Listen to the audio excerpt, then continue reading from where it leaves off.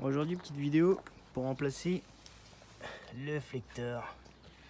Bon, c'était pas prévu à la base, mais bon, j'ai pas trop le choix. Étant donné que le mien vient de lâcher, je vais essayer de vous montrer. Voilà.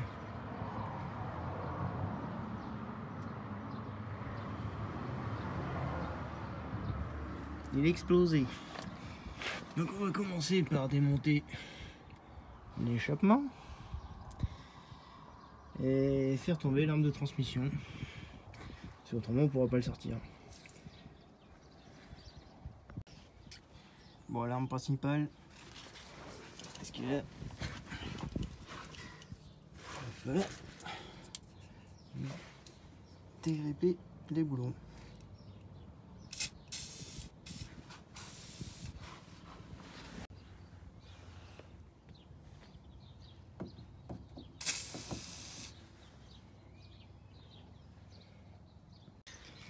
Bon, je pourrais pas tout filmer parce que je manque de place, mais bon.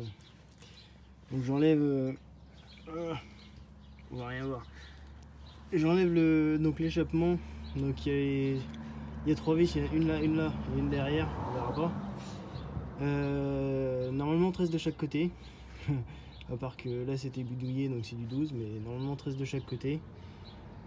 L'astuce pour éviter de se faire chier à tout décoller, donc W40 on l'a vu tout à l'heure.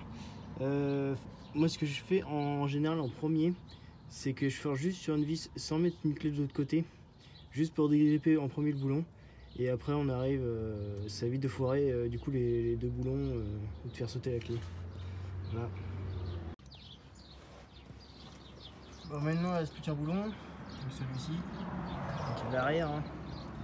Donc là-bas c'est libéré, donc après il n'y a plus que ça qui le tient parce qu'il y a un scieur en bloc là-bas, mais en fait le mien est cassé. Je sais pas si on le verra bien. Bon voilà, l'échappement est démonté. Il y a les deux du palier, il faut faire sauter là aussi la tôle de plus ou moins de renfort là, pour nous laisser accès. Par contre faites très attention, l'arbre de transmission il est en deux parties, sur certaines BM il est en 3, là il est en 2. Les arbres sont équilibrés entre eux, donc en fait il faut absolument pas les séparer. Donc en fait le mieux c'est de faire une trace au niveau du palier sur les deux parties des arbres pour être sûr de les remettre au même endroit si jamais ils se séparent. Là en fait on n'aura pas besoin de les séparer en deux, mais comme on va le faire tomber entièrement, en le tournant d'un côté il se peut qu'on défasse une partie quoi. Donc pour éviter ça il faudra évidemment le marquer. Voilà. Bon voilà, les boulons sont enlevés.